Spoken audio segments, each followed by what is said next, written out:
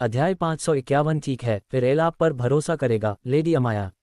मेरे नाथ। एक आदमी कमरे में आया और घुटनों के बल बैठ गया। उसके सामने एक आदमी सफ़ेद रंग का लंबा लबादा और सिर पर सफ़ेद रंग का कफिये पहने बैठा था। बेहतर गुणवत्ता वाले सफ़ेद रंग के शेख कपड़े की कल्पना करें। प्रतिवेदन। वह आदमी चेहरे पर गंभीर भाव लाते हुए बोला, स्काईफॉल किंगडम के प्रतिनिधि यहाँ हैं।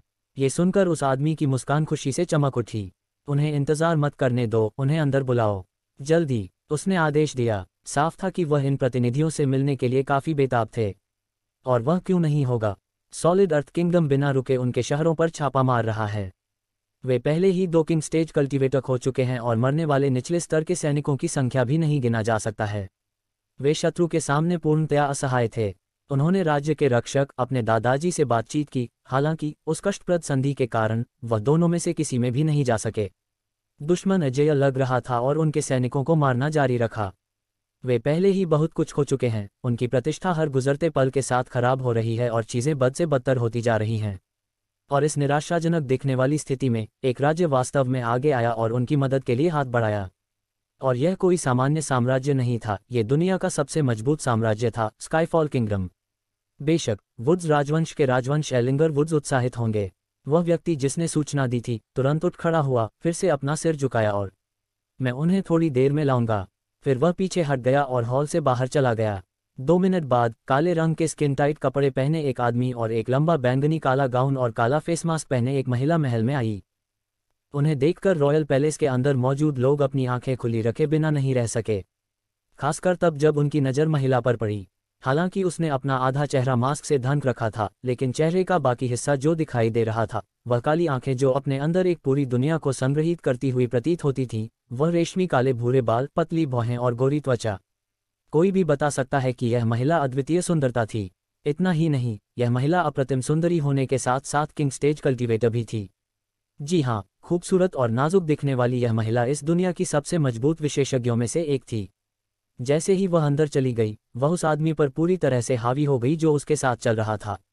वह आदमी भी महिलाओं के पीछे खड़ा था, ये दिखाते हुए कि वह एक अधीनस्थ था। हालांकि ये अधीनस्थ भी एक किंग स्टेज कल्टीवेटर था। संदेश साफ था, स्काईफॉल किंगडम अपनी ताकत दिखा रहा था।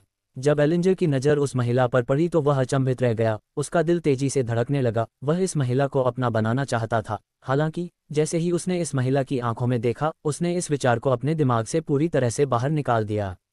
यह महिला स्पष्ट रूप से स्काईफॉल किंगडम में प्रभावशाली व्यक्ति थी। अगर यह एक सामान्य स्थिति होती तो वह पीछे नहीं हटती, हालांकि अभी उसके पास कोई विकल्प नहीं था।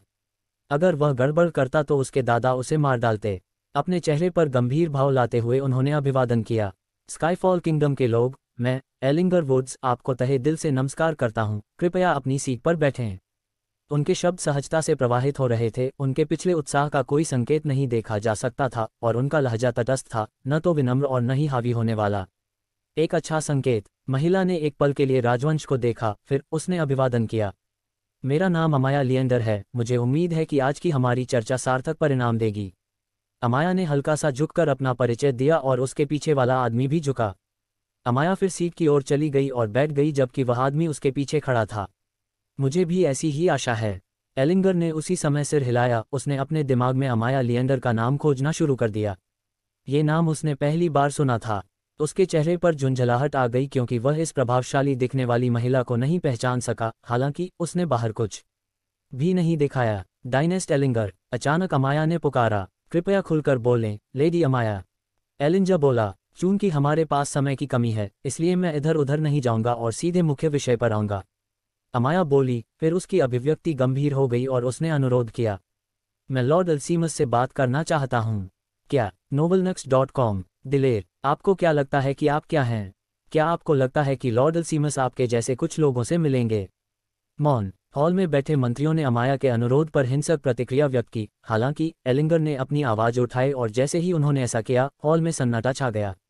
एलिंजर ने फिर अमाया की ओर देखा और बोला, लेडी अमाया, मुझे आशा है कि आप जानती हैं कि इस बैठक में हमारे रक्षक को लाना कितना अपमानजनक है।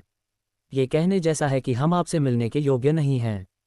मेरा इरादा आपका अनादर करने का नहीं है, डायनेस्ट एलिंगर। हालांकि जिस विषय पर मैं चर्चा करना चाहता हूं वह संवेदनशील है। अगर लॉर्ड अल्सीमस यहाँ हो तो बेहतर होगा। दरअसल ये बातचीत सुनने वाले कम लोग हों तो बेहतर होगा। अमाया ने शांति से उत्तर दिया और उसने अन्य मंत्रियों की ओर देखा जो खर्राटे ले रहे थे, लेकिन चून की राजवंश ने अपने हाथ खड़े कर दिए थे, इसलिए उन्होंने कुछ नहीं कहा।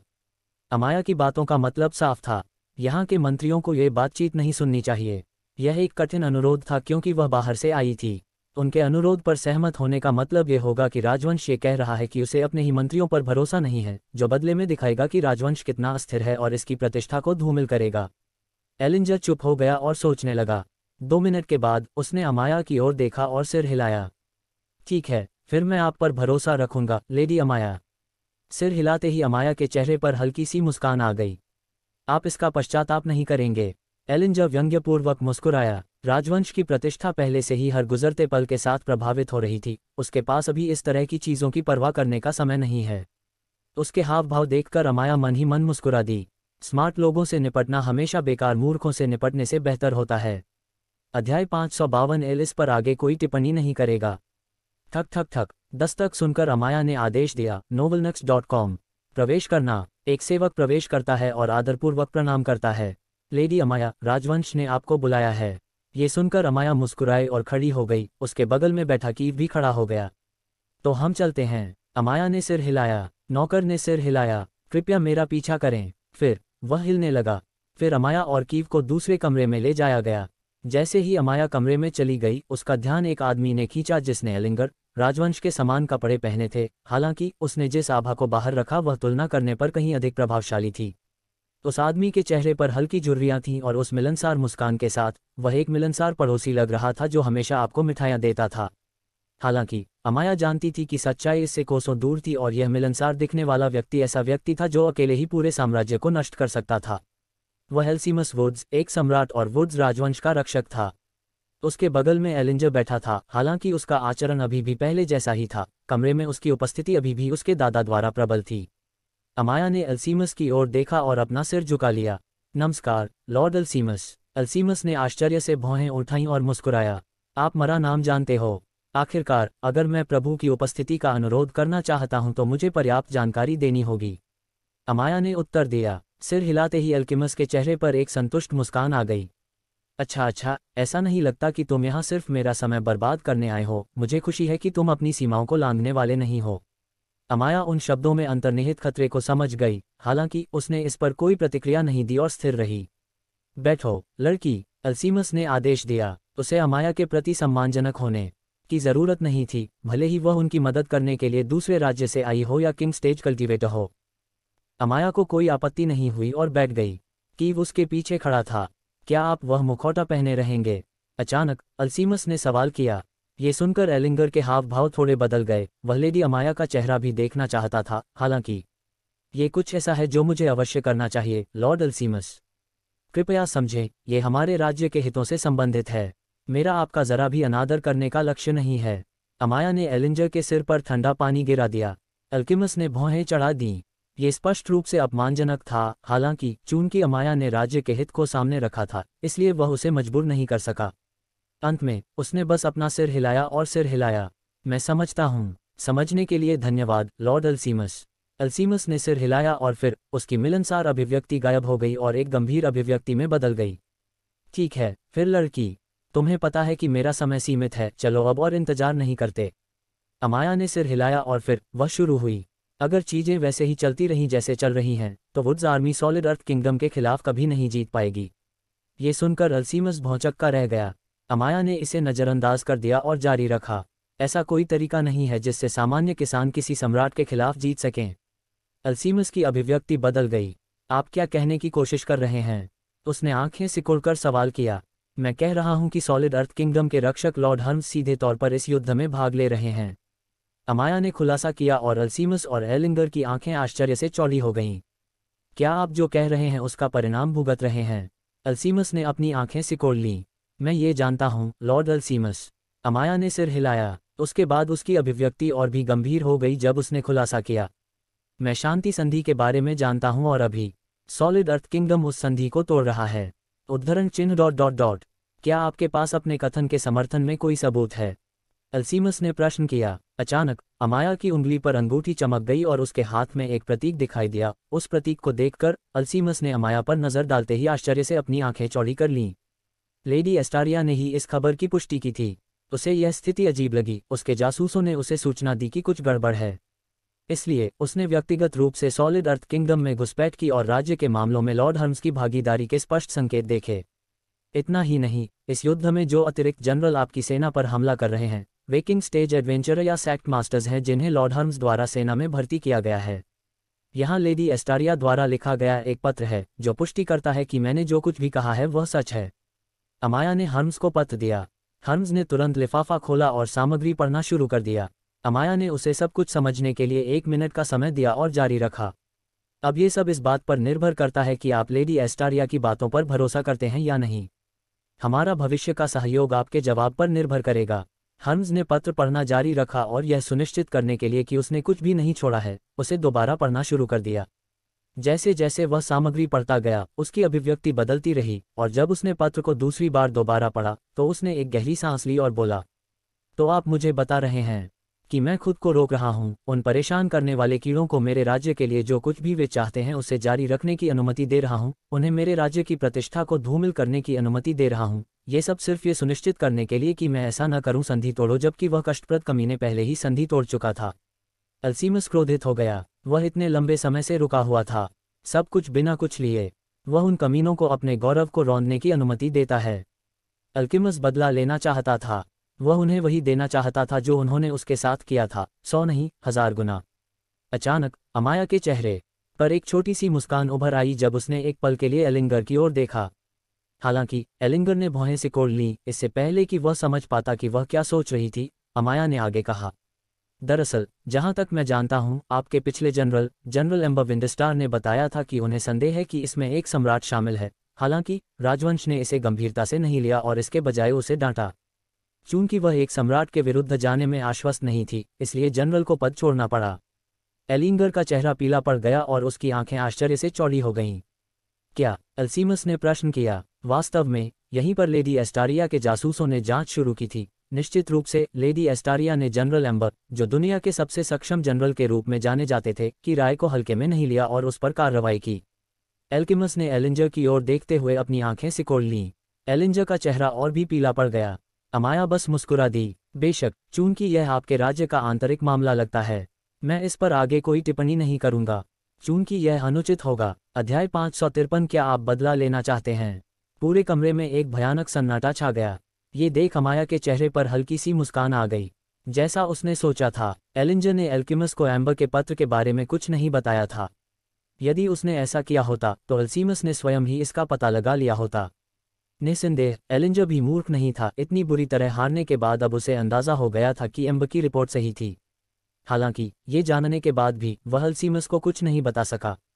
उसके दादा ने उसे मार डाला होगा। ये भी एक और कारण था कि अमाया को जल्द से जल्द यहाँ आना पड़ा। आगे तो हालात और भी बदतर होते रहेंगे। अगर ऐसा ही चलता रहा तो एलिंजर भी खुद को रोक नहीं पाएगा और अपने दादा को सब कुछ बता देगा। उसके दादाजी उसे मार सकते हैं। हालांकि यदि युद्ध हुआ तो वह निश्चित रूप से मर जाएगा। उसे अपने दादाजी की मदद की ज़रूरत होगी, इसलिए उसे उन्हें सच बताना होगा और यह निश्चित रूप से अमाया और उसकी योजना के लिए अच्छा नहीं होगा। वह इस स्थिति को छोड़ सकती थी और इसे बिना किसी समस्या के लॉर्ड अल्सीमस से छिपा सकती थी। हाँ, हालांकि बात यह थी, उस आदमी ने एम्बर को डांटा। बेशक वह उस कुतिया की कम परवाह नहीं कर सकती थी। हालांकि वह नक्स के व्यक्तित्व को जानती थी। देर सवेर वह अपना बदला लेगा। यदि उसने नक्स को बताया कि उसने क्या किया है तो वह निश्चित रूप से उसे पुरस्कृत करेगा। हाँ, बस इतना ही था। यही कारण था कि अमाया को इस वंश को खत्म करने की जरूरत थी। अमाया वास्तव में इस बात का इंतजार कर रही थी कि अल्कीमस इस कमीने के साथ क्या करेगा। हालांकि वह जानती थी कि उसकी उम्मीदें कुचल दी जाएंगी। स्काईफॉल किंगडम इस जानकारी के बदले में क्या चाहता है? अचानक अल्कीमस, जो एलिंगर को घूर रहा था, अमाया की ओर मुड़ा और अपने चेहरे पर भावहीन दृष्टि से सवाल किया। उन्होंने एम्बर वाली बात को पूरी तरह से नजरअंदाज कर दिया। बेशक एलिंगर, जिसका चेहरा अब पीला पड़ गया था, जानता था कि ऐसा नहीं था। उसके दादाजी लेडी अमाया के सामने उसके साथ कुछ नहीं करेंगे। हालांकि जैसे ही वह चली जाएगी उसे नर्क दिख रहा होगा। एलिंजर ने निगल लिया, हमें बदले में कुछ नहीं चाहिए। ये जानकारी हमारी सद्भावना दिखाने का मात्र एक तरीका था। मुझे अभी वास्तविक सौदे के बारे में बात करनी है। अमाया ने एल्कीमस की ओर देखा और एलिंगर को पूरी तरह से नजरअंदाज करते हुए जवाब दिया, जो अब काम रहा था। अल्सीमस की अभिव्यक्ति गंभीर हो गई और उसने प्रश्न किया, फिर वास्तविक सौदा क्या है? क्या आप बदला लेना चाहते हैं? अमाया ने पलटकर सवाल किया।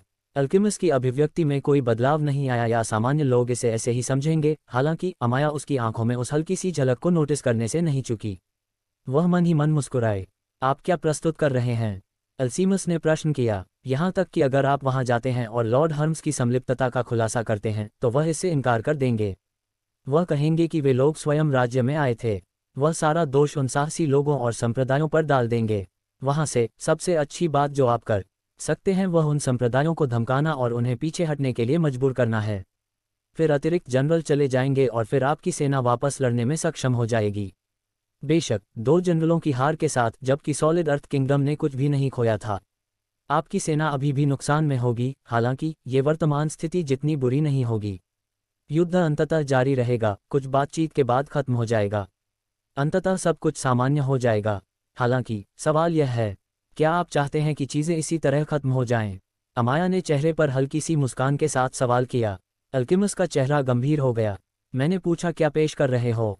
उसने प्रारंभ किया। स्काईफॉल किंगडम आपको बदला लेने में मदद करेगा।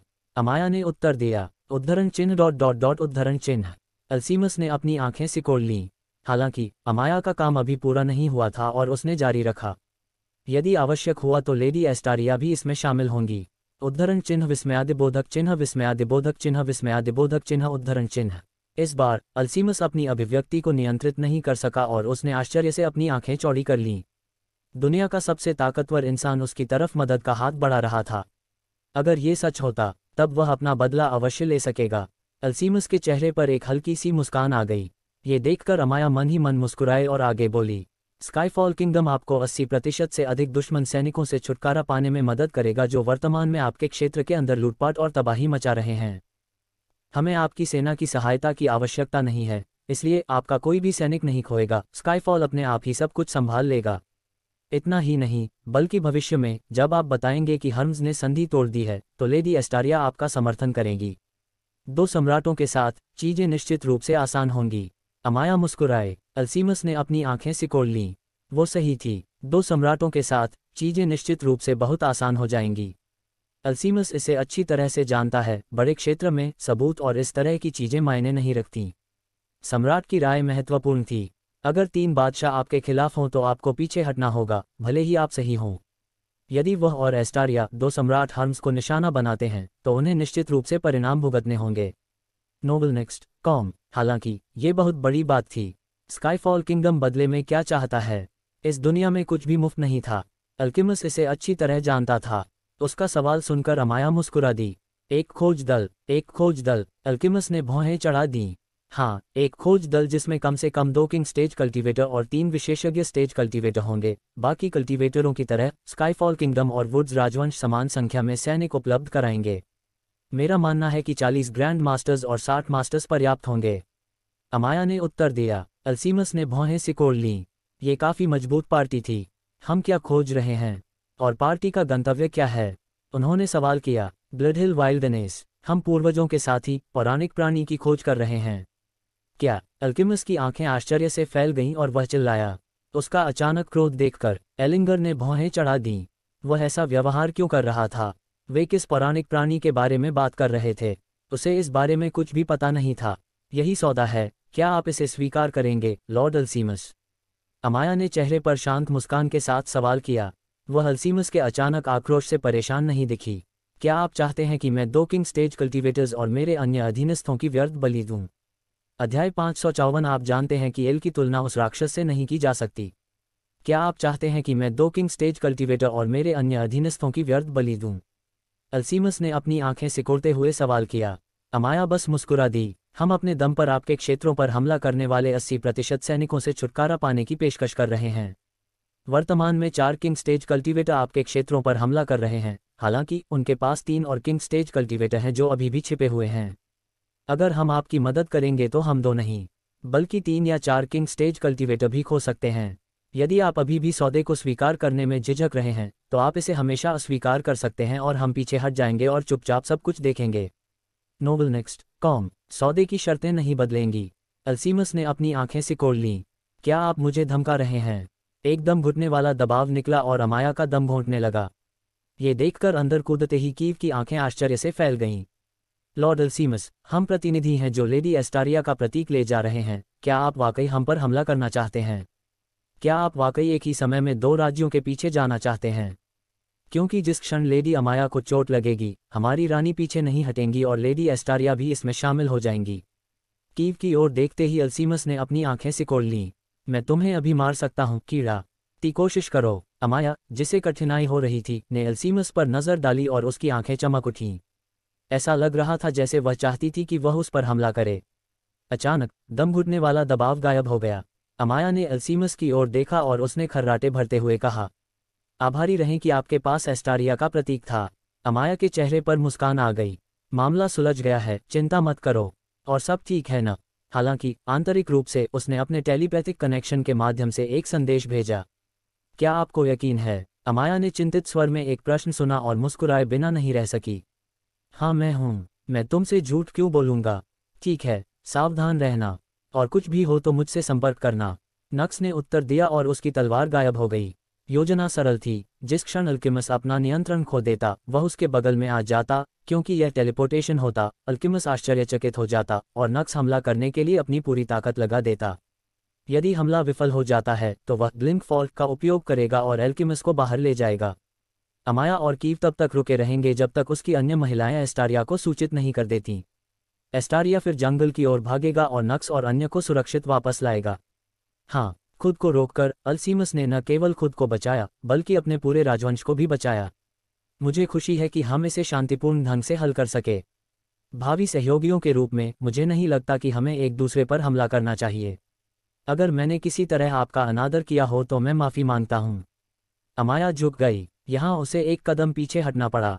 अल्सीमस एक उपयोगी उपकरण था।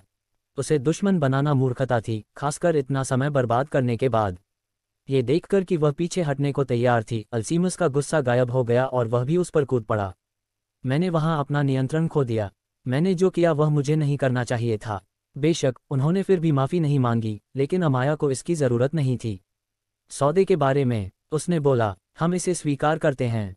अल्सीमस ने सिर हिलाया। अगर वे ऐसे ही चलते रहे तो दो तो छोड़िए, वे अपने सभी किंग स्टेज कल्टिवेटर भी खो सकते हैं।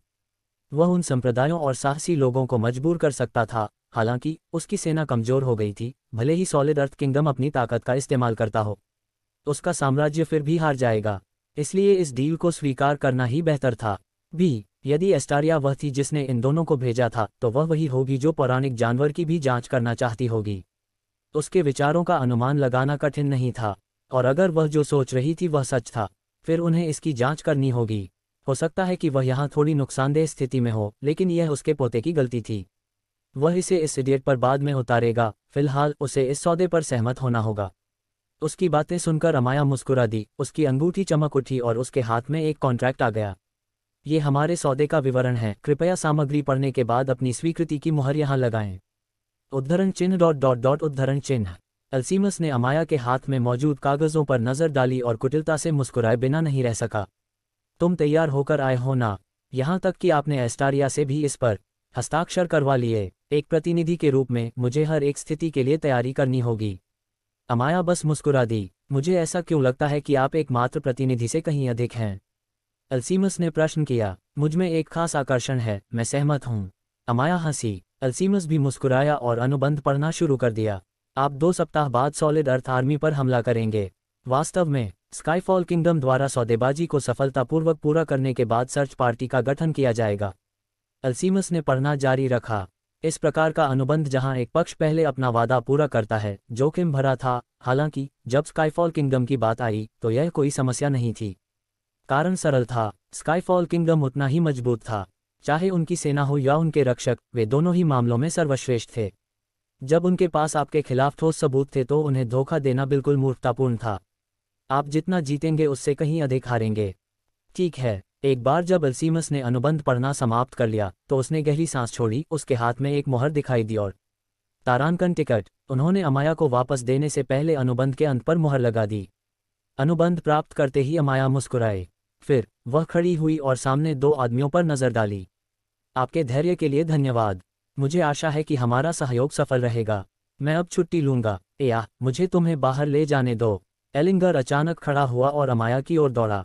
उसे देखकर अमाया बस मुस्कुरा दी और इनकार नहीं किया। खैर, वह जो चाहे रोक सकता है, लेकिन वह अपने दादाजी से बच नहीं पाएगा। अमाया, कीव और एलिंगर फिर कमरे से चले गए। अल्केमिस्ट, जो अब अकेला रह गया था, ने आह भरी क्योंकि उसका चेहरा गंभीर हो गया। कोई नहीं जानता था कि वह क्या सोच रहा है। दूसरी तरफ एस्टारिया, जो अरविना के साथ रॉयल पैलेस के अंदर घुस गई थी, मुस्कुराए। तो ठीक है, मैं तुम्हें तुम्हारे कमरे तक ले चलता हूँ। मैं जानता हूँ कि मेरा कमरा कहाँ है, अध्यापक, अरविना ने उत्तर दिया। तुम्हें मेरे खिलाफ जाने की हिम्मत है? एस्टारिया ने अपनी भौहें ऊपर उठाईं। उद्धरण चिन्ह डॉट डॉट डॉट उद्धरण चिन्ह। अरविना चुप हो गई। अच्छा, एस्टारिया मुस्कुराया। फिर वे दोनों अरविना के कमरे की ओर चले गए। मैं आपकी वापसी के बारे में इवन से बात करूंगा, वह आपको एक कार्मिक नौकरानी उपलब्ध कराएगी, एस्टारिया बोला। उद्धरण चिन्ह डॉट डॉट डॉट उद्धरण चिन्ह। अरविना ने कुछ नहीं कहा और चलती रही। अरविना, अचानक एस्टारिया ने फ़ोन किया। हाँ हाँ, कल सुबह आना मत भूलना। अरविना की अभिव्यक्ति बदल गई। मैं, क्या ये सचमुच आवश्यक है? क्या आप अपने छात्र की प्रगति नहीं देखना चाहते? आप वहाँ उसकी सभी पत्नियों से भी मिल सकते हैं। मैं उनसे पहले ही मिल चुका हूँ, अरविना ने उत्तर दिया। तो क्या आप उनसे दोबारा मिल सकते हैं? बस कल आइए, मुझे लगता है कि आप दोनों को एक साथ प्रशिक्षित करने में मदद मिलेगी। कृपया मत करो, आप जानते हैं कि मेरी तुलना उस राक्षस से नहीं की जा सकती। चिंता मत करो, बस तैयार रहो, एस्टारिया रहस्यमय तरीके से मुस्कुराए। हाँ, अरविना ने आह भरी। अध्याय 555 एल आशा है कि आप परिणामों का सामना करने के लिए तैयार हैं। पुरुषों का एक समूह हॉगर्थ हाउस की ओर चल पड़ा। रुकना, जैसे ही समूह ने अंदर जाना जारी रखा, हॉगर्थ हाउस होल्ड की सुरक्षा करने वाला गार्ड चिल्लाया। आप लोग कौन हैं? अपने आप को पहचाने, गार्ड ने आदेश दिया। कृपया अपने आप को पहचाने। हालांकि जल्द ही गार्ड ने अपना स्वर बदल दिया क्योंकि उसने समूह का नेतृत्व करने वाले व्यक्ति की संस्कृति को देखा। इस समूह के साथ क्या क्या? गार्ड ने मन ही मन सोचा और उसका शरीर कांपने लगा। उसका चेहरा पहले से ही पीला पड़ गया था। सच कहूं तो वह बस भागना चाहता था, हालांकि चूंकि वह ड्यूटी पर था, ऐसा कुछ नहीं था जो वह कर सकता था। वह इस समूह के अधिकांश लोगों के साधना स्तर को समझ नहीं सका। इसका क्या मतलब है? इसका मतलब ये था कि उनमें से केवल अधिकांश ही ग्रैंड मास्टर स्टेज कल्टीवेटर से अधिक मजबूत थे। जे आखिर इस समूह में क्या गलत है? गार्ड ने उसी समय मन ही मन कसम खाए। उसे ये भी आशा थी कि वे यहाँ परेशानी पैदा करने के लिए नहीं आए थे। कृपया मैं अपनी पहचान बताऊं और अपना व्यवसाय बताऊं। लोग जवाब नहीं दे रहे थे तो ग्वार से दोबारा पूछताछ की। उसका शरीर कांपना बंद नहीं कर रहा था। सौभाग्य से इन लोगों ने उस पर ज्यादा समय बर्बाद नहीं किया और जैसा उन्हें बताया गया था वैसा ही किया। नेता के हाथ पर एक प्रतीक चिन्ह दिखाई दिया और प्रतीक को देखकर गार्ड की आंखें आश्चर्य से फैल गईं। हम यहाँ रानी इवन के आदेश के तहत हैं। हम मांग करते हैं कि आप पमला हॉगर्थ को सौंप दें, अन्यथा हमें बल प्रयोग करना होगा। गार्ड ने गटक लिया। ये लोग निश्चित तौर पर परेशानी पैदा करने के लिए यहाँ आए थे। और क्या बुरा है, वे रानी के आदेश के अधीन थे। फिर गार्ड ने गहरी सांस ली और कृपया यहीं रुकें, मैं जाऊंगा और लॉर्ड होगार्थ को रिपोर्ट करूंगा। यह ऐसा मामला नहीं है जिसे मेरे जैसा साधारण गार्ड निपटा सकता है। गार्ड ने पीछे हटने का फैसला किया। उसे इस चीज़ के लिए पर्याप्त भुगतान नहीं किया गया था। ऐसा कोई रास्ता नहीं था कि वह रॉयल ऑर्डर के खिलाफ जाने वाला था। हमारे पास इतना समय है, चलो अंदर चलते हैं, समूह के नेता ने मांग की। प्लीज जाओ। गार्ड बस झुक गया। इसके बाद समूह सदन में चला गया। समूह के नेता आगे बढ़े और चिल्लाए, पमला हॉगर्थ, हम शाही सैनिक हैं, खुद को आत्मसमर्पण करें और हमारे साथ आएं। पूरे घर में चीख गूंज उठी। जल्द ही एक आदमी बाहर चला गया और सवाल किया, आप लोग कौन हैं? नेता ने बस शाही प्रतीक दिखाया और बोले, पमला हॉगर्थ को सौंप दो। एल भगवान, पमला में मेरी पत्नी है। क्या आप मुझे बता सकते हैं कि उसने क्या किया है? उस आदमी ने सवाल किया। उस पर जासूस होने का संदेह है। आगे की जांच के लिए उसे हमारे साथ आने की जरूरत है, नेताजी ने उत्तर दिया। एक जासूस? आदमी का चेहरा पीला पड़ गया। नहीं, ये सच नहीं हो सकता। पमला पिछले 30 सालों से मेरी पत्नी है, वह जासूस नहीं हो सकती। इस जानकारी में जरूर कुछ गड़बड़ है। हम कुछ नहीं कर सकते। पमला होगार्थ पैलेस द्वारा बनाई गई सूची के अंतर्गत है, हमें उसे अंदर लाने की जरूरत है। बेशक, अगर वह निर्दोष है तो हम उसे पर्याप्त मुआवजे के साथ रिहा कर देंगे। वाई, तुम्हें लगता है कि मुआवजा उस मानसिक आघात के लिए पर्याप्त है जो तुम उसे पहुंचाओगे? सबूत? तुम्हारा सबूत कहाँ है? बिना पर्याप्त उपध के तुम उसे कैसे पकड़ सकते हो? तारांकन बम, तारांकन तोड़। इससे पहले कि वह आदमी अपनी बात पूरी कर पाता, उसे एक थप्पड़ मारकर उड़ा दिया गया। जब नेता की नज़र उस आदमी पर पड़ी तो उसकी आंखें चमक उठीं। मेरी सीमा का परीक्षण मत करो। जब मैं सहयोग कर रहा हूं तो पमला को सौंप दो। मुझ पर इतना दबाव मत डालो कि बल प्रयोग कर सकूं। यह आपके घर के लिए अच्छा नहीं होगा। आप अरल एल की तरह कैसे व्यवहार कर सकते हैं? उस आदमी ने सवाल किया। फिर नेताजी ने आह भरी। फिर तुमने मुझे मजबूर किया। फिर उसने अपने अधीनस्थों की ओर देखा और सिर हिलाया। सभी लोग अलग अलग दिशाओं में दौड़ पड़े। फिर नेता उस नौकर की ओर मुड़ा जो इकट्ठा हुआ था। जल्द ही उसके हाथ में चांदी के सिक्कों से भरा एक थैला आया और वह शुरू हो गया। जो कोई भी रिपोर्ट करेगा कि पमला कहाँ है, उसे यह इनाम मिलेगा। आपको चिंता करने की ज़रूरत नहीं है, हम रॉयल पैलेस से हैं। अगर आप मदद करने को तैयार हैं तो कोई भी आपको चोट नहीं पहुंचाएगा। अचानक एक महिला ने अपना हाथ उठाया। मैं जानता हूं कि लेडी पमला कहाँ है। तुम्हारी हिम्मत कैसे हुई उग्ध? इससे पहले कि वह आदमी कुछ कह पाता, समूह के नेता रीव ने उसके चेहरे पर लात मारी और महिला की ओर मुड़ गया। वह कहाँ है? मैं तुम्हें वहां ले जाऊंगा। नौकर ने सिर हिलाया और फिर चलने लगा। रीव उसके पीछे पीछे चला। अन्य सेवक भी पीछे पीछे चले। वह आदमी, पमला का पति, खड़ा हुआ और उसके पीछे पीछे चला गया। हालांकि जैसे ही वे पमला के कमरे में गए, उन्होंने कुछ ऐसा देखा जिसने सभी को अंदर तक चौंका दिया। पमला, वह बिस्तर पर लेटी हुई थी और उसके शरीर से झाग निकल रहा था। हाँ, उसने खुद को मार डाला था। अब ये स्पष्ट था, पमला वास्तव में एक जासूस थी। और जब उसने देखा कि गार्ड उसके लिए वहां मौजूद थे, तो उसने खुद को मार डाला। Novel next com. ये दृश्य देखकर रीव का चेहरा गंभीर हो गया। एक जासूस पकड़े जाने से पहले खुद को मारने में कामयाब हो जाता है। रीव ने टिप्पणी की। ये कैसे हो सकता है? मेरी पत्नी जासूस कैसे हो सकती है? हॉगर्थ परिवार के नेता पति को विश्वास नहीं हो रहा था कि वह क्या देख रहा है। फिर रीव उसके चेहरे पर झुंझलाहट के भाव के साथ उसकी ओर मुड़ा। नेल हॉगर्थ, आपने शाही जांच को बाधित किया। मुझे आशा है कि आप परिणाम भुगतने के लिए तैयार हैं। उद्धरण चिन्ह उद्धरण चिन्ह। नेल को समझ नहीं आ रहा था कि क्या कहे। ये दृश्य देखकर रीव मन ही मन मुस्कुराया। योजना सफल रही। क्या पमला वास्तव में एक जासूस थी? बेशक वह थी। हालांकि क्या वे वास्तव में उसे पकड़ना चाहते थे? नहीं, ये सब सिर्फ दिखावा था। उन्होंने कभी भी उसे पकड़ने की योजना नहीं बनाई थी। वे बस उन लोगों के साथ बात करके समय बर्बाद करना चाहते थे जो इस बात पर विश्वास नहीं कर सकते थे कि उनके परिवार के सदस्य पर जासूस होने का संदेह था। फिर वे जबरदस्ती अंदर घुसते और देखते कि उक्त सदस्य ने पहले ही उसकी जान ले चुका है। यह एकमात्र घर नहीं था जहां ऐसा हो रहा था। ये पूरे राजधानी शहर में हो रहा था और समूह में से किसी ने भी जासूस को पकड़ने की योजना नहीं बनाई थी, बल्कि उन्हें उम्मीद थी कि जासूस अपने पास मौजूद जानकारी की रक्षा के लिए खुद को मार डालेंगे। उन्हें और रानी इवन को बस यही चाहिए था। क्यों? उन्हें गपशप की जरूरत थी। अध्याय 556 आपातकालीन स्थिति। क्या आप जानते हैं, हॉगर्थ के घर की लॉर्ड की पत्नी वास्तव में एक जासूस थी? क्या? हाँ। रानी इवन द्वारा भेजे गए सैनिकों ने हॉगर्थ के घर में प्रवेश किया। हाउसहेड ने उन्हें समझाने की कोशिश की कि उनकी पत्नी निर्दोष थी। हालांकि सैनिक अड़े रहे और जब हाउसहेड उनके अनुरोध पर सहमत नहीं हुए तो उन्हें खुद को मजबूर करना पड़ा। हालांकि जब वे पत्नी के कमरे में गए तो वह पहले ही जहर खा चुकी थी और मर चुकी थी। क्या इसका मतलब यह नहीं कि वह वास्तव में एक जासूस थी? बेशक वह थी। यदि रानी के सैनिक उसे पकड़ना चाहते थे तो उन्होंने अवश्य ही कुछ सोचा होगा। क्या आपको लगता है कि वे किसी पुनर्तः निर्दोष व्यक्ति को पकड़ लेंगे? जैसा कि वे कहते हैं, आग के बिना धुआं नहीं होता। संदेह वास्तव में। दरअसल मेरा दोस्त बैरन फैंडेल के घर में काम करता है, वहां भी कुछ ऐसा ही हुआ। जब गार्ड घर में घुसे तो हाउसहेड के भाई ने अपनी जान ले ली। वह जासूस भी होगा। ये बहुत अविश्वसनीय है ना? सोचिए, हमारे राज्य में और उस पर कुलीन घरों में बहुत सारे जासूस हैं। जरा सोचिए ये कितना खतरनाक है। मैं वास्तव में रानी इवन का समर्थन करता हूं जो इन सभी जासूसों का शिकार कर रही है। वास्तव में काश वह इन जासूसों को जिंदा पकड़ पाती। तो क्या यह अच्छा नहीं होता? लेकिन ऐसा करने के लिए उन्हें बल प्रयोग करना होगा और एक घर में घुसना होगा, लेकिन घर के मुखिया इसकी अनुमति नहीं देंगे। तस्क क्वीन इवन जैसे किसी व्यक्ति के लिए यह बहुत कष्टप्रद होगा जो वास्तव में कुछ अच्छा करने की कोशिश कर रहा है। काश मैं मदद कर पाता, लेकिन हम सिर्फ शक्तिहीन आम लोग हैं।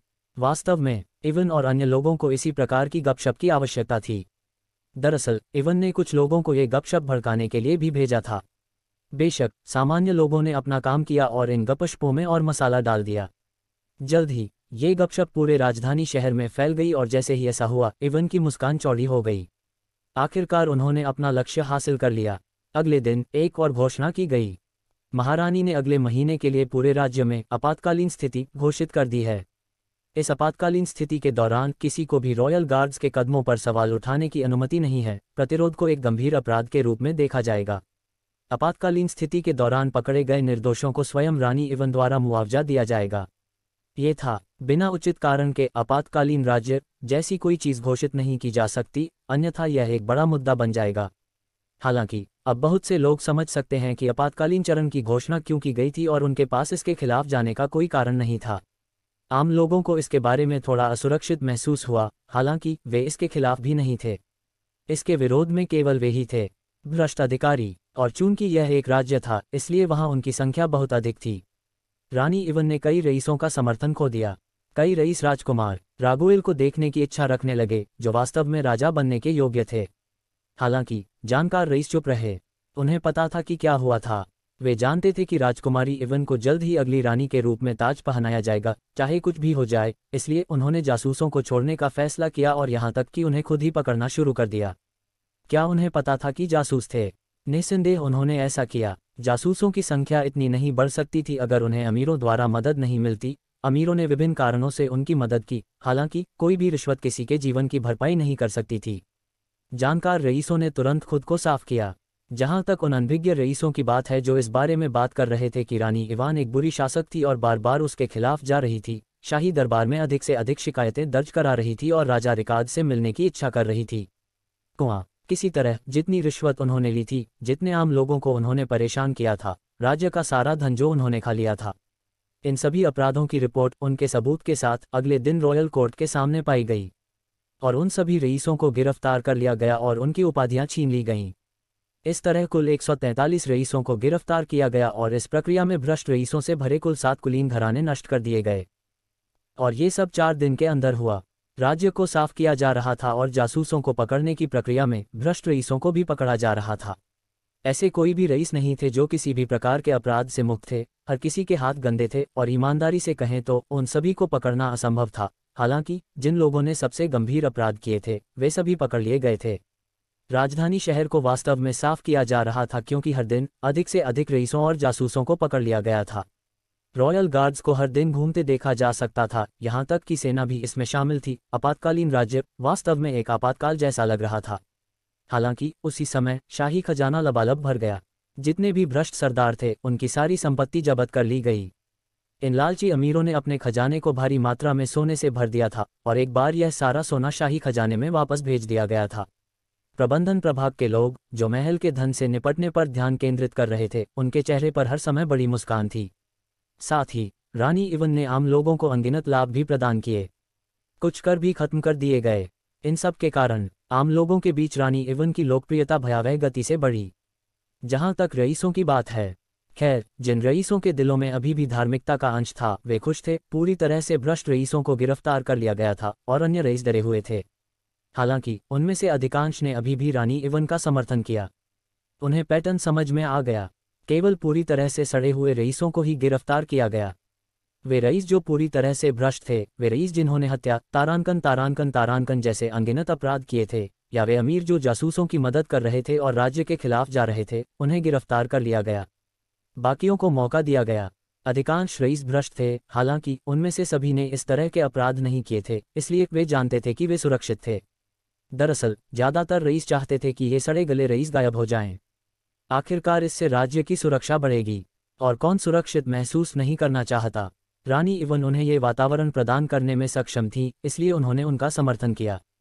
जैसे जैसे सफाई प्रक्रिया अधिक से अधिक स्थिर होती गई, सेनाएं राजधानी से बाहर चली गईं और आसपास के शहरों में इस प्रक्रिया को दोहराया। सब कुछ वैसा ही चल रहा था जैसा रानी इवन ने कहा था। वे सभी जासूस जिन्होंने उसकी चेतावनी को गंभीरता से नहीं लिया था, उन सभी की तलाश की जा रही थी। अध्याय 557 मरने की कोशिश मत करो लड़के, तुम देरी से आए हो। एस्टारिया ने आते हुए नक्स पर नजर डालते हुए बात की। नक्स ने भौहें सिकोड़ लीं और तेजी से अपना सिर हिलाया। बिल्कुल नहीं, ये संभव नहीं है। मैं आपसे मिलने के लिए इतना उत्साहित था कि मैं 10 मिनट पहले ही यहाँ आ गया क्योंकि मैं अपने आप पर नियंत्रण नहीं रख सका। मुझे लगता है कि तुम्हें बस मेरी याद आ रही थी, तभी तो तुम यहाँ पहले भी आ गए। मुझे देर नहीं हुई है, तुम बस जल्दी हो। निस्संदेह मैं शिकायत नहीं कर रहा हूँ, बल्कि मैं इस भाव की सराहना करता हूँ। उसने चेहरे पर हल्की सी मुस्कान के साथ उत्तर दिया। एस्टारिया का मुंह हिल गया। तुम इतनी बेशर्मी से काम करने की हिम्मत कर रहे हो जबकि तुम्हारे दोनों शिक्षक तुम्हारे सामने खड़े हैं। नक्स के चेहरे पर उदासी छा गई। मेरे दोनों शिक्षक? उसने आसपास का निरीक्षण करने के लिए अपनी सेंस का उपयोग किया, हालांकि उसे एस्टारिया के अलावा कोई और नहीं मिला। जैसे जैसे वह सोचने लगा उसकी भ्रांति गहरी होती गई। हालांकि जल्द ही अरविना, जो एस्टारिया के पीछे खड़ी थी, बाहर चली गई। नक्स की अभिव्यक्ति बदल गई। जैसा मैंने सोचा था, यदि वह विशेष कल्टीवेटर उससे छिपने का इरादा रखता है तो उसकी सेंस किसी विशेषज्ञ स्टेज कल्टीवेटर या उच्चतर का पता नहीं लगा पाती है। खैर, यह कोई नई बात नहीं थी, नक्स और उनकी महिलाओं ने पहले ही इसका परीक्षण कर लिया था। जल्द ही अभिवादन करते समय नक्स के चेहरे पर एक बड़ी मुस्कान दिखाई दी। शिक्षक अरविना, बहुत समय हो गया टिल्ड। क्या आप टस्क, मुझसे बात मत करो। अरविना ने खर्राटा लिया। क्या हुआ? नक्स ने भौहें चढ़ा लीं। तुम मुझसे पूछने की हिम्मत करो कि मैं कैसा हूँ। तुम इतने लंबे समय तक मुझसे मिलने क्यों नहीं आए? जब से तुम्हें नया शिक्षक मिला है, क्या तुम मेरे बारे में भूल गए हो? अरविना ने सवाल किया। अरे चलो टीचर अरविना, मैं तुम्हारे बारे में कैसे भूल सकता हूँ? मैं तो अभी व्यस्त हूँ। ओह हाँ, क्या आप अपनी महिलाओं के साथ समय बिताना भूल गए? बिल्कुल नहीं, ये संभव नहीं है। व्यस्त होने पर भी मैं कुछ समय निकाल लूँगा। एस्टारिया और अरविना को समझ नहीं आ रहा था कि क्या कहें। कभी कभी ये लड़का बहुत ईमानदार था। वैसे भी मैं क्षमा चाहता हूँ, मैं समय समय पर आपसे मिलने अवश्य आऊँगा। नक्स ने सिर हिलाया। आप बेहतर हैं। अब बताओ, आप कैसे हैं? अरविना ने विषय भी छोड़ दिया। हे टिल्ड, वास्तव में बहुत बढ़िया। मैं अब इस दुनिया के सबसे मजबूत इंसान से सीखूंगा। नक्स ने एस्टारिया की ओर देखते हुए उत्तर दिया। यह अच्छा है। अरविना ने सिर हिलाया। हालांकि मुझे अभी भी समझ नहीं आया, शिक्षक, आप यहाँ क्यों हैं? ऐसा नहीं है कि मुझे कोई आपत्ति है या कुछ और। मैं कभी भी आप जैसे खूबसूरत व्यक्ति के आसपास रहने पर आपत्ति नहीं करूँगा। यह आंखों के लिए अच्छा है। अरविना पहले से ही नक्स के तौर तरीकों की आदी थी, इसलिए उसने ज़्यादा प्रतिक्रिया नहीं दी। उसने बस एस्टारिया की ओर इशारा किया और उत्तर दिया। शिक्षक, मुझे यहाँ ले आइए। वह आपको प्रशिक्षित करने में मेरी मदद करेगी, एस्टारिया ने उत्तर दिया। ओह, क्या मैं सिर्फ तुम्हारे लिए बहुत ज़्यादा था? नक्स ने चेहरे पर चंचल मुस्कान के साथ सवाल किया।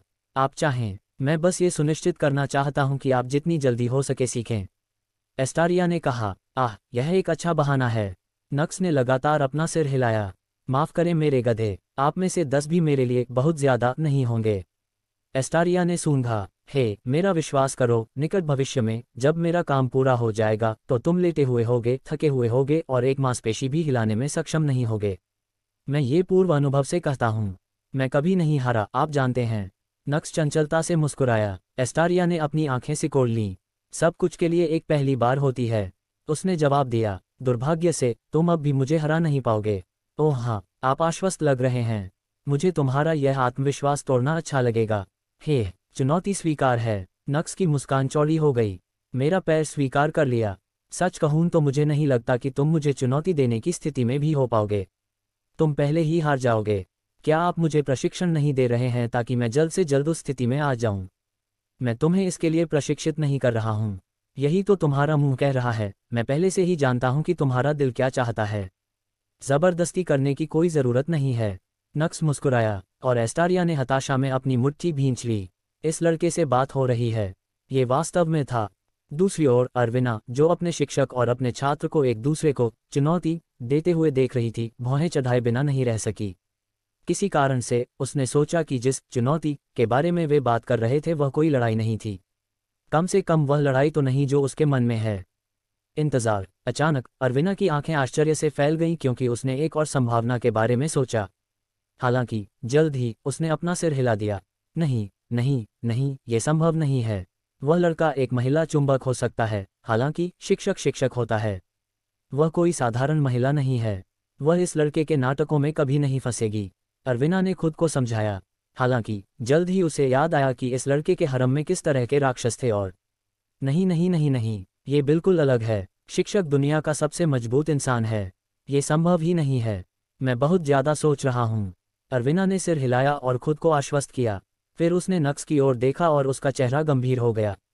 इस बेशर्म लड़के ने मुझे भ्रष्ट कर दिया है। मुझे अपना दिमाग साफ करने की ज़रूरत है। उसी समय एस्टारिया ने भी इधर उधर खेलना बंद कर दिया और बोला, ठीक है बेटा, इतना ही काफ़ी होगा। अब गंभीर होने का समय है। नक्स की चंचल मुस्कान भी गायब हो गई और उसने सिर हिलाया। ठीक है, हम एक स्पर से शुरुआत करेंगे। आप अपने उस अजीब जादू का कोई उपयोग नहीं करेंगे। मैं केवल ये चाहता हूं कि आप अपनी शारीरिक क्षमताओं और सामान्य कौशल का उपयोग करें। मैं सटीक रूप से यह आंकना चाहता हूं कि आपकी युद्ध भावना कितनी अच्छी है। ठीक है, आप उस जादू का उपयोग कर सकते हैं जो कम मन की खपत करता है और जिसे आप लंबे समय तक उपयोग कर सकते हैं। इस तरह का जादू आपकी युद्ध शैली का हिस्सा है, उन्हें रोक कर रखने से आपको कुछ नहीं मिलेगा। मैं समझता हूँ। नक्स ने सिर हिलाया और तुरंत अपना युद्ध रुख अपनाया। एस्टारिया फिर अरविना की ओर मुड़ी और पुकारी, अरविना। हाँ हाँ अध्यापक। अरविना अपनी याददाश्त से बाहर आ गई। अपनी नज़र उस पर रखें, मैं चाहता हूँ कि आप उसकी हर गलती को नोट करें। लड़ाई आपके लिए थोड़ी तेज हो सकती है, इसलिए यह आपकी इंद्रियों के लिए भी प्रशिक्षण होगा। स्पार के बाद आप और मैं जो कुछ हमने देखा उसका आदान प्रदान करेंगे, और यदि आपके पास मुझसे कम अवलोकन है तो आपको दंडित किया जाएगा। क्या स्पष्ट है? हाँ अध्यापक। अरविना ने भी दृढ़ दृष्टि से सिर हिलाया। एस्टारिया ने सिर हिलाया, फिर वह नक्स की ओर मुड़ी और, मरने की कोशिश मत करो लड़के। उसकी ओर लप। अध्याय 558 वाय आप कह रहे हैं कि आप अपनी वर्तमान ताकत को दोगुना कर सकते हैं। जैसे अभी। ठीक है, अभी के लिए इतना ही काफ़ी है। अब आप आराम कर सकते हैं। एस्टारिया बोला। उन शब्दों को सुनकर नक्स, जो मुश्किल से खड़ा था और जिसका पूरा शरीर कांप रहा था, ने गहरी सांस छोड़ी और जमीन पर गिरते ही उसकी सारी ताकत खत्म हो गई। हाँ है, हाँ है, हाँ है। जमीन पर लेटते ही उसने जोर जोर से सांस ली। उसका पूरा शरीर पसीने से भीगा हुआ था। उसके अग्रबाहु, जिसका उपयोग उसने एस्टारिया के अधिकांश मुक्कों को रोकने के लिए किया था, ऐसा लग रहा था कि जैसे ही उसने उन्हें उठाया वे टूट जाएंगे। ऐसा नहीं था, उसके पैर कांप रहे थे और सच कहूं तो वह उन्हें ठीक से महसूस भी नहीं कर पा रहा था। यह आश्चर्य की बात थी कि वह अभी भी खड़ा होने में सक्षम था। 2 घंटे। वह लगातार 2 घंटे तक लड़ता रहा। उसका पूरा शरीर दर्द कर रहा था, उसकी सांसें फूल रही थीं और कुल मिलाकर उसकी हालत बहुत खराब थी। उस राक्षसी औरत के लिए उसके माथे पर पसीने की बूंदों के अलावा ऐसा लग ही नहीं रहा था कि वह हिली हो। उद्धरण चिन्ह डॉट डॉट डॉट उद्धरण चिन्ह। नक्स को समझ नहीं आया कि जब उसने उसे इस तरह देखा तो क्या कहे। कमबख्त राक्षस, यही एकमात्र चीज थी जिसके बारे में वह सोच सकता था। अंत में उसने बस अपनी आंखें बंद कर लीं और इसके बारे में सोचना बंद कर दिया। अभी जमीन पर लेटे हुए अजीब लग रहा था। उसका दिल जोर जोर से धड़क रहा था। उसे ऐसा महसूस हो रहा था जैसे उसका पूरा शरीर जमीन में गड़ा हुआ है और उसका सिर इधर उधर घूम रहा है।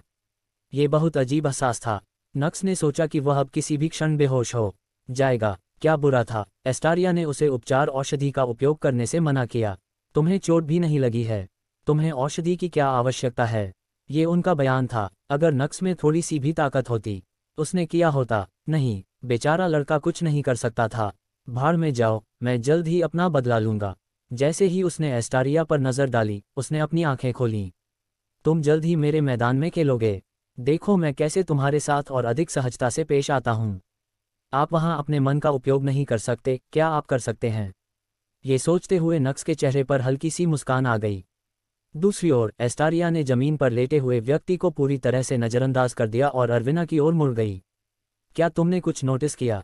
मैंने किया, अरविना ने सिर हिलाया। वास्तव में मैंने एक बहुत बड़ी चीज़ देखी। अरविना का चेहरा गंभीर हो गया। उसकी बातें सुनकर नक्स ने भौहें सिकोड़ लीं और उसकी ओर मुड़ा। यह क्या है? एस्टारिया ने सवाल किया। अरविना फिर नक्स की ओर मुड़ी और उत्तर दिया, जब आप दोनों ने शुरुआत की थी तो बहुत कम या कोई गलतियां नहीं थीं। हालांकि जैसे जैसे समय बीतता गया और वह थकने लगा, उसने जो गलतियां करना शुरू कर दिया उनकी संख्या में भारी वृद्धि हुई। यह असामान्य था। ऐसा लग रहा था मानो उसने पहले कभी थका हुआ संघर्ष नहीं किया हो। अच्छा, मैंने भी इस पर ध्यान दिया। जब वह थक गया तो उसने नौसिखिया गलतियां करना शुरू कर दिया। अनावश्यक हरकतें करना, आवश्यकता से अधिक बल का प्रयोग करना, फींद गायब करना और भी बहुत कुछ। ये वो गलतियां नहीं हैं जो वह सामान्य रूप से लड़ते समय करता है। एस्टारिया ने सिर हिलाया। दरअसल आपने इसे सही कहा। ऐसा लग रहा था जैसे वह थके होने पर कभी लड़े ही नहीं। उन दोनों को बात करते हुए सुनकर नक्स ने भौहें चढ़ा दीं। फिर वह एस्टारिया की ओर मुड़ा और सवाल किया, क्या ऐसा इसलिए है क्योंकि मेरी सहनशक्ति कम है? वह अभी भी थका हुआ था, इसलिए उसके लिए बात करना अभी भी थोड़ा मुश्किल था। हालांकि एस्टारिया और अरविना को कोई आपत्ति नहीं थी। उसके प्रश्न का उत्तर देने के लिए अरविना ने अपना सिर हिलाया। नहीं, ऐसा नहीं है कि आपकी सहनशक्ति कम है। दूसरी ओर यह अन्य किंग स्टेज कल्टीवेटर्स की तुलना में अतुलनीय रूप से बेहतर है। समस्याएं तब आती हैं जब आप पहले से ही अपनी सहनशक्ति का उपयोग कर चुके होते हैं। तो क्या मुझे अपनी सहनशक्ति बढ़ानी चाहिए? नक्स ने प्रश्न किया। अरविना ने सिर हिलाया। तो शायद ताकत, या मुझे अपनी जीवन शक्ति बढ़ानी चाहिए। आप ऐसे क्यों बात कर रहे हैं मानो ये सब बढ़ाना आसान है? आपको पता है इसमें कई साल लगेंगे। नक्स ने एस्टारिया की ओर देखा और कुछ नहीं कहा। तभी उसके सामने एक स्क्रीन दिखाई दी जिसमें उसकी जानकारी थी। नाम नक्स लिएंडर, आयु 19, मन खेती, राजा। शारीरिक खेती, राजा। काया, भक्षण करने वाली धुंध दानव काया उन्नत जोड़। प्रतिभा, असाधारण। LVL, 60 greater than 61। AN, काफ़ी समय हो गया है जब से वह लेवल पर आया है, मैंने अभी तक इसे नहीं दिखाया है।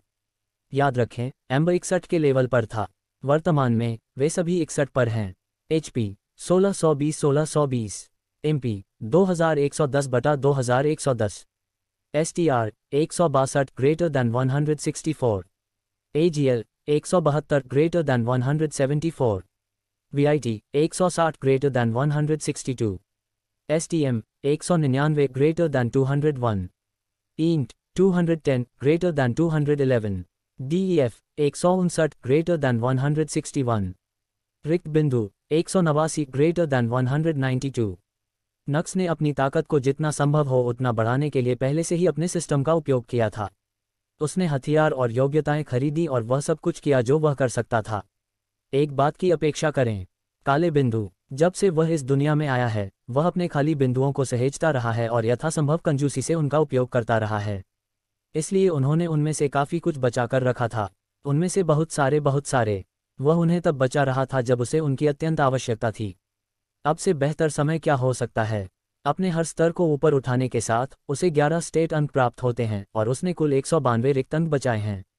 इसका क्या मतलब है? इसका मतलब यह है कि यदि वह सामान्य परंपराओं का उपयोग करता है तो केवल ब्लैंक पॉइंट्स के साथ वह 17 गुना अधिक स्तर ऊपर कर सकता है। बेशक वह जानता था कि यह उसे सम्राट नहीं बनाएगा क्योंकि उसके पास अभी भी रॉ मैना को नियंत्रित करने की क्षमता नहीं होगी, लेकिन यह अभी भी कुछ था, कुछ बिल्कुल अविश्वसनीय। उस नज़र में क्या है? उसे इस तरह घूरते हुए देखकर एस्टारिया ने अपनी आंखें सिकोड़ लीं और सवाल किया। नक्स के चेहरे पर एक छोटी व्यंग्यपूर्ण मुस्कान दिखाई दी। एस्टारिया की अभिव्यक्ति बदल गई। तुम्हारा मतलब यह नहीं है? मैं उन्हें बढ़ा सकता हूँ। मैं अपनी ताकत, चपलता, जीवन शक्ति, सहन शक्ति, सुरक्षा और यहाँ तक कि अपने मन भंडार को भी बढ़ा सकता हूँ। नक्स ने खुलासा किया और जैसा कि उसे उम्मीद थी, एस्टारिया और अरविना की आंखें आश्चर्य से चौड़ी हो गईं। कितना? अचानक एस्टारिया ने सवाल किया। ठीक है, अगर मैं अपने पास मौजूद हर चीज़ का उपयोग केवल एक विशेष चीज़ पर करता हूँ तो मैं इसे दोगुना कर सकता हूँ। इसे दोगुना करने से थोड़ा अधिक, लेकिन हाँ, आप इसे अन्यथा दोगुना कर सकते हैं। वाई, आप कह रहे हैं कि आप अपनी वर्तमान ताकत को दोगुना कर सकते हैं? जैसे अभी मैं कर सकता हूँ। कमबख्त राक्षस। अध्याय 559। उसने मुझे अस्वीकार कर दिया। वाई, आप कह रहे हैं कि आप अपनी वर्तमान ताकत को दोगुना कर सकते हैं? जैसे अभी मैं कर सकता हूँ। कमबख्त राक्षस। एस्टारिया को विश्वास नहीं हो रहा था कि वह क्या सुन रही है। कोई कैसे अपनी ताकत इस तरह बढ़ा सकता है? क्या वह इतने वर्षों तक लगन से खेती करने के लिए मूर्ख थी? आखिर इस लड़के का कसूर क्या है? हास्यास्पद, बिल्कुल हास्यास्पद। दूसरी ओर अरविना एक कदम आगे थी। अध्यापक, उसने सीधे एस्टारिया को फ़ोन किया और मैं छुट्टी ले रहा हूँ। मुझे लगता है कि अगर मैं इस लड़के के बहुत करीब रहूँगा तो मुझे खून की खांसी होगी और मैं मर जाऊँगा। ये बिल्कुल हास्यास्पद है। इतना कहकर अरविना मुड़ी और चली गई। एस्टारिया को भी नहीं पता था कि उसे कैसे रोका जाए। सच कहूँ तो वह भी जाना चाहती थी। ये लड़का, उसने नक्स की ओर देखा जो दूर जा रही अरविना की ओर देखते हुए कुटिलता से मुस्कुरा रहा था। तुम बहुत क्रूर हो, एस्टारिया ने टिप्पणी की। मैं बिस्तर पर और भी बेहतर हूँ, नक्स ने उत्तर दिया। एस्टारिया का मुंह हिल गया। वैसे भी मुझे क्या करना चाहिए? क्या मुझे अपनी ताकत बढ़ानी चाहिए या सहन शक्ति, या मुझे सब कुछ समान रूप से बढ़ाना चाहिए? नक्स ने प्रश्न किया। मैं अभी भी नहीं जानता कि आपका ये जादू कैसे काम करता है, एस्टारिया ने उत्तर दिया। ये सुनकर नक्स अपना शरीर खींचकर उठ बैठा। ठीक है, फिर मैं तुम्हें ठीक से समझाता हूँ। मेरे पास एक जादू है जो मुझे संख्याओं में अपनी समग्र शक्ति देखने की अनुमति देता है। नक्स के बगल में बैठते ही एस्टारिया ने भौहें चढ़ा लीं। जमीन पर एक दूसरे के बगल में बैठे उन दोनों को देखकर किसी को लगेगा कि वे करीब हैं, ऐसा नहीं है कि उस धारणा में कुछ गलत होगा। अचानक नक्स के हाथ में एक कागज़ आ गया। उसने तुरंत कागज़ पर अपने आंकड़े लिखे और समझाया। मैं अपने आंकड़े इस तरह देख सकता हूँ। ताकत, चपलता, जीवन शक्ति, सहन शक्ति, मन, रक्षा। चीज़ों को देखने का एक दिलचस्प तरीका, एस्टारिया ने टिप्पणी की। मम्मा, यह आपको एक अच्छा विचार देता है कि चीज़ें कैसे काम करती हैं। आइए मैं आपको एक सामान्य किंग स्टेज कल्टीवेटर के आंकड़े दिखाता हूँ। nomicronwellnex.com। इसके बाद नक्स ने एक सामान्य किंग स्टेज कल्टीवेटर के आंकड़े लिखे और जब उसने इसे देखा तो एस्टारिया की अभिव्यक्ति बदल गई। वाई, आप किंग स्टेज कल्टीवेटर से दोगुने मजबूत हैं। मम्मा, ये सच है। नक्स ने सिर हिलाया। इसलिए किंग स्टेज कल्टीवेटर्स के खिलाफ लड़ने से मुझे कोई खतरा नहीं है। नक्स ने समझाया। तो आप जो कह रहे हैं वह ये है कि आपके पास ये 192 ब्लैक पॉइंट हैं, जिनका उपयोग आप इनमें से किसी भी आंकड़े को बढ़ाने के लिए कर सकते हैं। हाँ, ये सही है। मुझे ऐसा नहीं लगा कि मुझे उनका उपयोग करना था। हालांकि सभी सम्राटों के चित्र में आने के बाद मेरा मानना है कि इन रिक्त बिंदुओं का उपयोग करना महत्वपूर्ण है, और वर्तमान में केवल आप ही उन्हें वितरित करने में मेरी मदद कर सकते हैं। क्या तुम्हारी पत्नियां इस जादू के बारे में जानती हैं? अचानक एस्टारिया ने सवाल किया। वे सब कुछ जानते हैं, नक्स ने उत्तर दिया। वह जानता था कि वे उसके इस सिस्टम के बारे में ज़्यादा नहीं समझेंगे। सच कहूं तो भले ही वह इस प्रणाली के बारे में बहुत कुछ नहीं जानता था, हालांकि उसने अभी भी उन्हें अपनी क्षमताओं, अपने द्वारा खरीदे जाने वाले हथियारों और तकनीकों के बारे में सब कुछ बताया है। जब वह अपने पिछले जीवन के बारे में बात कर रहा था तो उसने उन्हें सब कुछ बताया था। तो फिर आपने एम्बर से क्यों नहीं पूछा? वह एक जनरल थी, है ना? मुझे यकीन है कि वह आपकी मदद कर सकती है। जैसा कि मैंने कहा, मुझे इन बिंदुओं का उपयोग करने की आवश्यकता महसूस नहीं हुई। हालांकि अब चीज़ें अलग हैं, और चूंकि मेरे पास पहले से ही इसमें मेरी मदद करने के लिए सबसे अच्छा व्यक्ति है, तो मैं किसी और से क्यों पूछूंगा? क्या आप कह रहे हैं कि मैं आपकी पत्नी से बेहतर हूं? एस्टारिया ने चिढ़ाया। जब किसी युद्ध में सेना की कमान संभालने की बात आती है तो वह आपसे कहीं बेहतर है। नक्स का उत्तर सरल था। आप इसके बारे में इतने आश्वस्त कैसे हो सकते हैं? क्या आपने पहले कभी किसी सेना का नेतृत्व किया है? मैं अकेला हूँ, एक सेना से बेहतर हूँ, एस्टारिया ने अहंकारपूर्वक उत्तर दिया। नक्स को नहीं पता था कि इसका उत्तर कैसे दिया जाए। वैसे भी तो मुझे बताओ, मुझे अपने खाली अंक किस पर रखने चाहिए? नक्स ने विषय बदल दिया। इस बार एस्टारिया को नक्स की क्षमता की बेहतर समझ थी, इसलिए उसने विचार करना शुरू कर दिया। फिर इसके बारे में गहराई से सोचने के बाद उसने उत्तर दिया, मन पर 89 अंक का उपयोग करें, इसे 300 तक बढ़ाएं। मन किसी के लिए भी सबसे महत्वपूर्ण गुण है। अधिक मन होने से न केवल आपको सम्राट बनने में मदद मिलेगी, बल्कि इससे आपको अब भी मदद मिलेगी, क्योंकि यह आपको अधिक कौशल का उपयोग करने की अनुमति देगा। ठीक है, नक्स ने सिर हिलाया। यहाँ तक कि वह ईंट का उपयोग करने के बारे में भी सोच रहे थे। 3000 MP के साथ वह अपनी क्षमताओं और कौशल का बेहतर तरीके से उपयोग कर पाएंगे। आराम के बारे में क्या? उन्होंने सवाल किया। ठीक है, आपको सहनशक्ति और हर चीज़ की ज़रूरत है, हालांकि मेरा सुझाव है कि आप यहीं रुक जाएं। आइए अपने स्पास को जारी रखें। जितना अधिक हम स्पास करेंगे, उतना ही हमें एहसास होगा कि आप क्या खो रहे हैं, और हम उस पर काम करेंगे। जहाँ तक आपकी सहनशक्ति की समस्या का सवाल है, तो हम आपकी सहनशक्ति बढ़ा देंगे, हालांकि हम इसे बाद में करेंगे। चाहे कुछ भी हो, आपके पास कभी भी अंतहीन सहनशक्ति नहीं होगी। आपको अपनी सहनशक्ति को बनाए रखते हुए लड़ने के तरीके को अपनाने और समझने की आवश्यकता है। अगर हम अब आपकी सहनशक्ति बढ़ा देंगे तो इसे हासिल करना मुश्किल होगा। तो आप कह रहे हैं कि हम प्रतिस्पर्धा करते हुए अपने आंकड़े बढ़ाना जारी रखेंगे?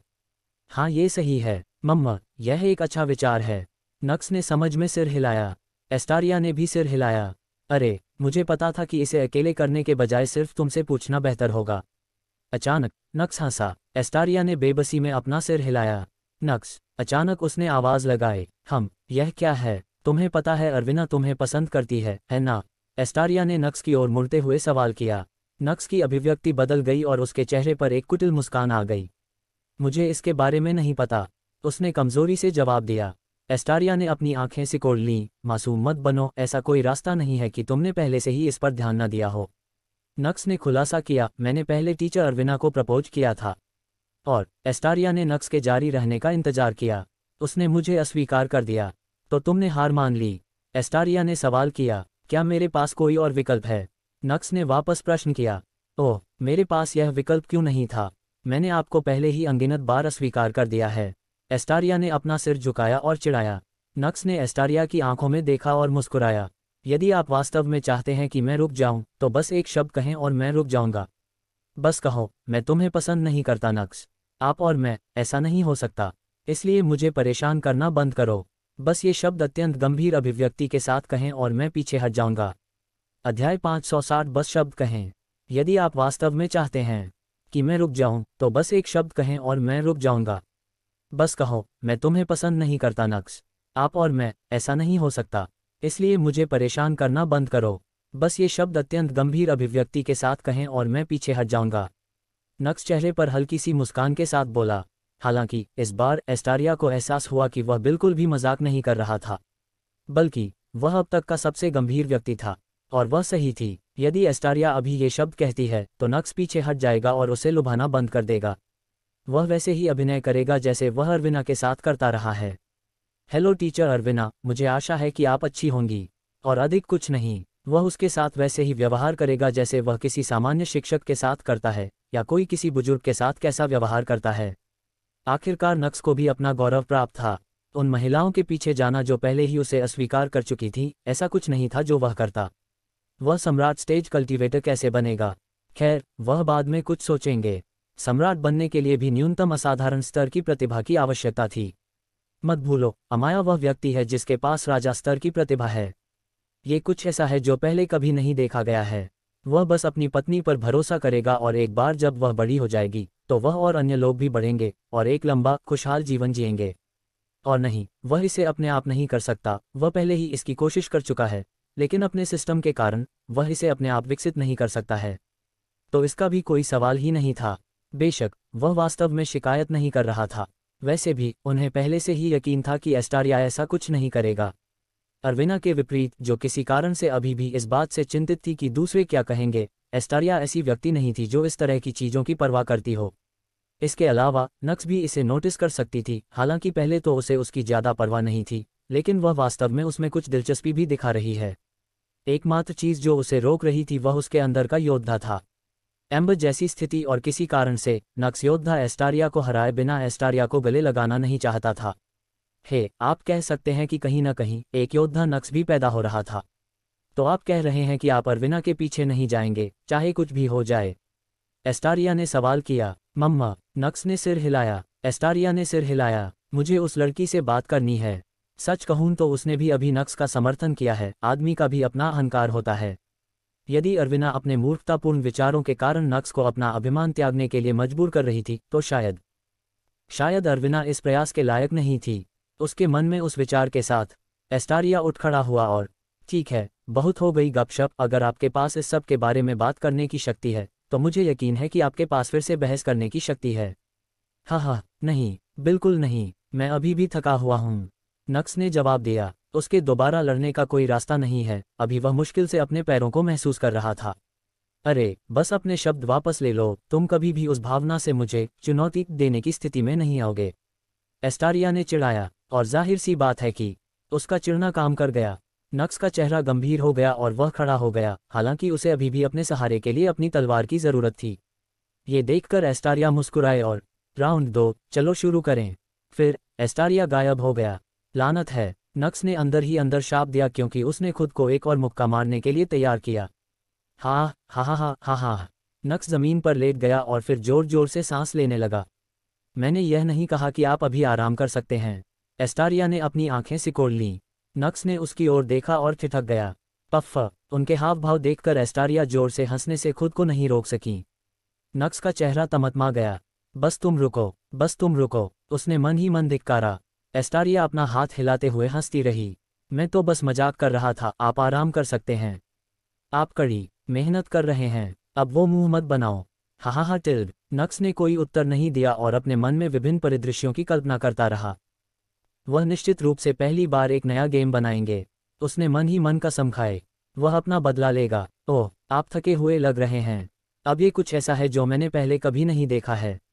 एक सम्राट के साथ प्रशिक्षण वास्तव में अलग है। अचानक नक्स को एक आवाज़ सुनाई दी। वह पीछे मुड़ा और एम्बर और उसकी अन्य पत्नियों को उसकी ओर आते देखा। आप सब यहाँ क्यों हैं? एस्टारिया ने अपनी आंखें सिकोड़ लीं। 6 घंटे हो चुके हैं, क्या आप उसे पूरे दिन अपने पास रखने की योजना बना रहे हैं? इवन ने अपनी आंखें सिकोड़ लीं। मैं माफ़ी मांगता हूँ रानी इवन, मैं भूल गया था कि इस आदमी की पहले भी सगाई हो चुकी है। एस्टारिया हंसे। फिर उसने नक्स पर नज़र डाली और उसके चेहरे पर एक चंचल मुस्कान आ गई। हालांकि मुझे नहीं लगता कि वह आज उतना अच्छा प्रदर्शन कर पाएगा। टस्क। नक्स, जो अभी भी ज़मीन पर पड़ा हुआ था, फुंफकारने लगा। एस्टारिया की मुस्कान चौड़ी हो गई।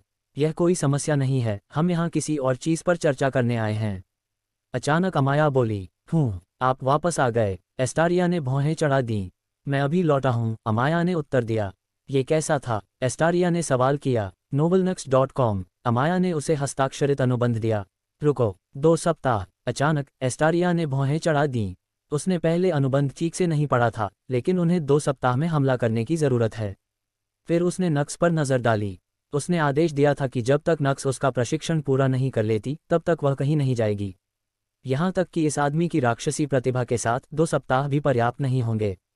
हमें इस हमले को स्थगित करने की जरूरत है, एस्टारिया बोला। अमाया ने उत्तर दिया, सौदे पर पहले ही हस्ताक्षर हो चुके हैं। इससे कोई फर्क नहीं पड़ता, हमें बस इस पर फिर से हस्ताक्षर करने की जरूरत है। इसे 2 महीने का कर दीजिए, एस्टारिया ने आदेश दिया। हालांकि अमाया ने अपना सिर हिलाया। तब बहुत देर हो चुकी होगी। मुझे नहीं लगता कि हमें इसे अब और स्थगित करना चाहिए। अमाया ने फिर नक्स की ओर देखा जो जमीन पर लेटा हुआ था और बोला, इसके अलावा आपको इसके लिए नक्स का प्रशिक्षण बंद करने की आवश्यकता नहीं है। मेरे पास एक प्रस्ताव है। ओह, यह क्या है? एस्टारिया ने चेहरे पर दिलचस्पी दिखाते हुए सवाल किया। हम नक्स के स्थान पर सैनिकों पर हमला करेंगे, अमाया बोली और बाकी महिलाओं ने सिर हिलाया। बिल्कुल नहीं। नक्स इस प्रस्ताव को अस्वीकार करने वाले पहले व्यक्ति थे।